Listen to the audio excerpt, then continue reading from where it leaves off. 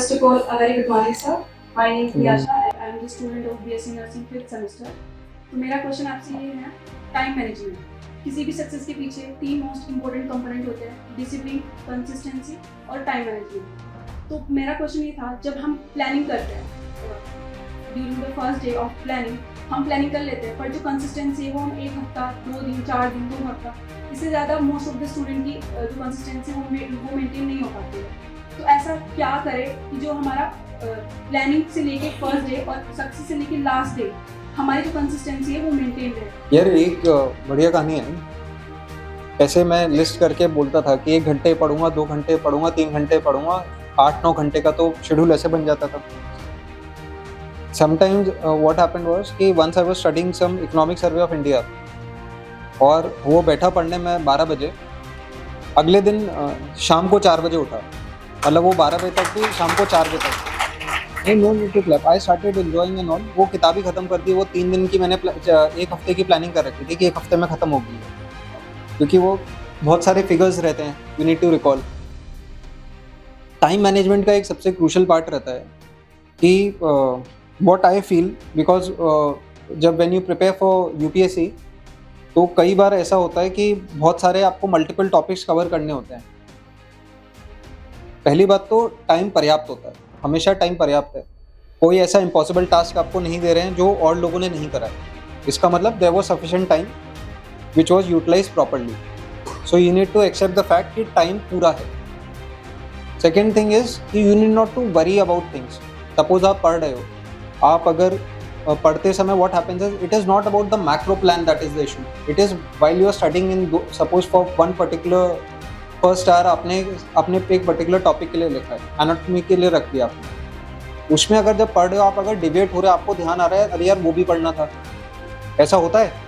फिर याद आता है यार वो भी पढ़ना था, फिर वो उठा के वो देख लेते हो आप लोग, तो पूरा वैसे क्रैश कर जाता है आपका schedule. So what you need to do is you can have a piece of pen और पेपर। उसमें अगर आपको ध्यान आता है कि ये देखना है वो देखना है, आप वहाँ लिख लो, ठीक है लिख लिया।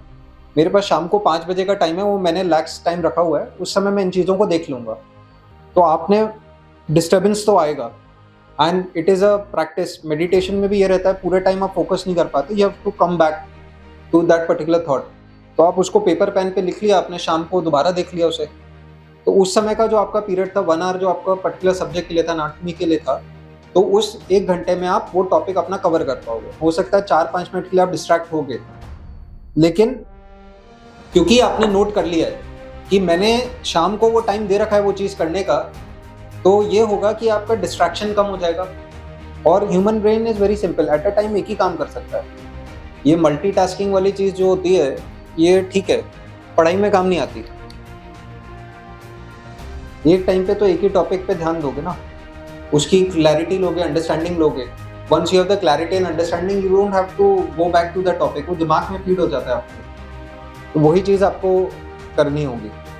दूसरा टाइम मैनेजमेंट का ये है कि इम्पॉसिबल टास्क मत रखो। इम्पॉसिबल से मतलब है don't keep it too stringent, keep some time for yourself also in that. If you make it too stringent then the problem arises is कि आप फिर फटीग बहुत जल्दी आ जाता है, तो वो भी एक इशू है, डीमोटिवेट हो जाता है आदमी जल्दी।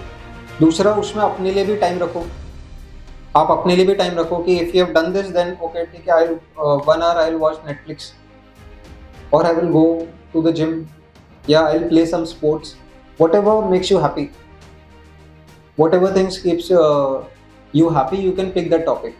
तो वो चीज़ आप वैसे मैनेज कर सकते हो। और टाइम अगर आप 2 हफ्ते बाद अगर आप फटीग आ रहा है तो बहुत अच्छी बात है, आपने 2 हफ्ते कर लिया। अच्छे जो टॉप लोग रहते हैं 2-3 दिन में ही थक जाते हैं, फिर वो अपना शेड्यूल बदलते हैं, तो उसमें वो नहीं करना। अगर सपोज आपके पहले हाफ में टाइम आपका क्रैश कर गया, सेकंड हाफ को आप यूटिलाइज कर लो, उससे डीमोटिवेट नहीं होना है। जब ट्रैक से उतरे हो तो पता होना चाहिए कि हम उतर गए हैं, now to come back. It is always about coming back, उससे फिर कंसिस्टेंसी आती है।